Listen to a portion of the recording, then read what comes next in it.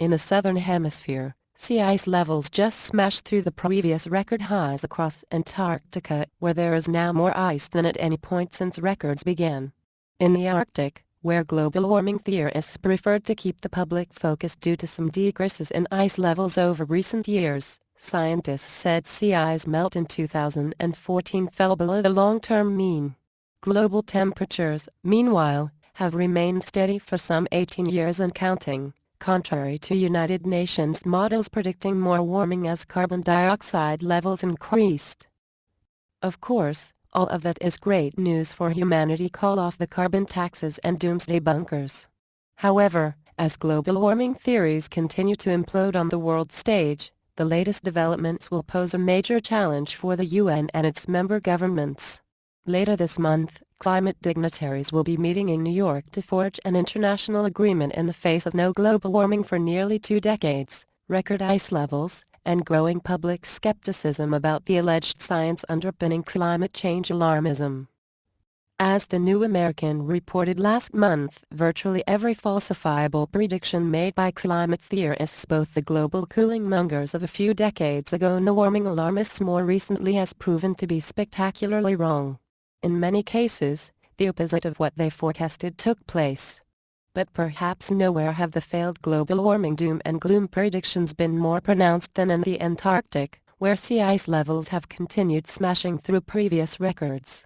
For each of the last 3 years, ice cover has hit a new record high. The most recent data show that the Antarctic is currently surrounded by more sea ice than at any other point since records began. In all, there are right now about 20 million square kilometers of frozen sea area surrounding the Antarctic continent.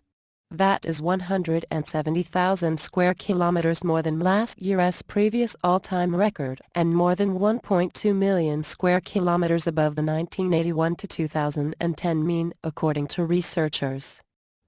This is an area covered by sea ice which we've never seen from space before. Meteorologist and sea ice scientist Jan Leeser with the Antarctic Climate and Ecosystems Cooperative Research Centre, CRC, told Australia's ABC.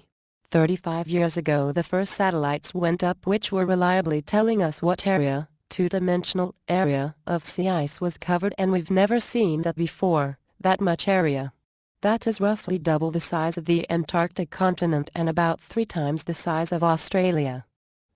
Despite having predicted less ice, not more, as a result of alleged man-made global warming, some alarmists have comically tried to blame the record ice on global warming.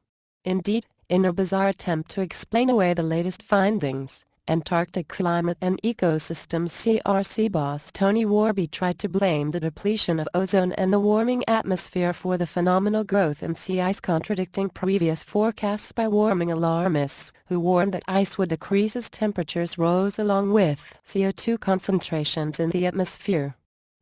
The biggest problem with Warby's claim, however, is the fact that the undisputed global temperature record shows there has been no warming for about 18 years and counting, contradicting every climate model cited by the UN to justify planetary alarmism, carbon taxes, energy rationing, massive wealth transfers, and more.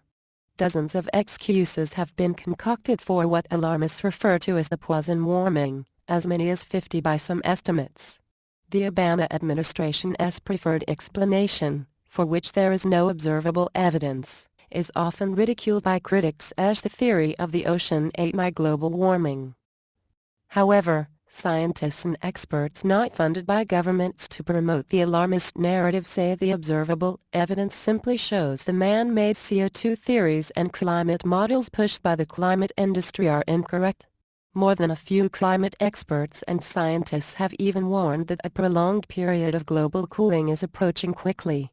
The consequences could potentially be devastating, especially if warming alarmists succeed in quashing energy and food production under the guise of stopping non-existent warming. Also, in response to the fast-expanding ice, some die-hard alarmists and warming propagandists styling themselves journalists have recently been hyping a relatively tiny part of the Antarctic ice sheet that may centuries or even millennia from now go into the sea. Numerous independent scientists and experts quickly debunked the fear-mongering, however, pointing out that it was almost certainly due to natural causes and was nothing to worry about. In an ironic incident that sparked laughter around the world, a team of climate scientists who set out to show how Antarctic ice was supposedly melting ended up getting their ship trapped in record-setting ice in the summer. Millions of taxpayer dollars and massive quantities of fossil fuels and CO2 emissions were required to rescue the stranded and embarrassed warming alarmists after their misguided adventure. Another key tactic of the warmists to deflect attention from the expanding polar ice in the Southern Hemisphere has been to hype changes occurring in the Arctic instead.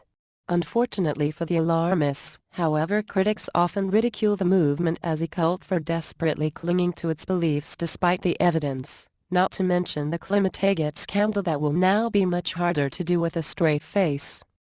After the very high melt rates of the 2007 to 2012 period, the trend reversed in 2013 and especially in 2014 when the melt fell below the long-term average, explained German professor and environment expert Fritz Varenholt, adding that the heat content of the North Atlantic was also plummeting.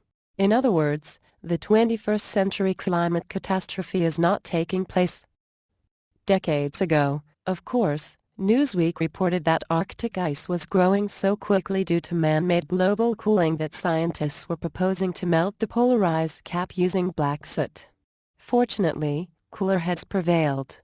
More recently, climate guru Al Gore had been regularly predicting that the entire polar ice cap would be gone by now. Instead, it is now far more extensive than when he made his now discredited predictions. Of course, UN bureaucrats, many of whom depend on sustainable alarmism for their livelihood, still have their heads in the sand about the implosion of their theory. On a call with reporters last week, for example, UN Climate Team Director Selwyn Hart, who serves under Secretary General Ban Ki-moon, claimed an upcoming global warming summit in New York will be a major turning point in the way the world is approaching climate change. He may be right, though probably not in the way he intended. The conference, which will be skipped by key world leaders, is meant to put climate alarmism back on top of the international agenda, Hart added. In the United States, meanwhile, as the evidence continues to contradict the alarmist predictions, polls consistently show that a solid majority of Americans reject the UN's man-made global warming theories. Like the UN, however, Obama continues to act as if the discredited theories were gospel, promising to save humanity from their carbon sins by lawlessly bypassing the U.S. Senate and the Constitution to foist a planetary climate regime on the American people. Lawmakers have vowed to prevent any such schemes, but it remains unclear how far the White House is willing to push the issue. After failing even with a Democrat-controlled Congress, the EPA is already working to impose Obama's anti-Colorado II schemes on America by executive decree. With the evidence discrediting UN global warming theories literally piling up on both ends of the Earth and everywhere in between, alarmists face an increasingly Herculean task in their bid to shackle humanity to a climate regime at next year's UN summit in Paris. However, to protect the public and especially the poor from the devastation such a planetary scheme would entail, Americans must continue to expose the baseless alarmism underpinning what countless scientists now refer to as the climate scam.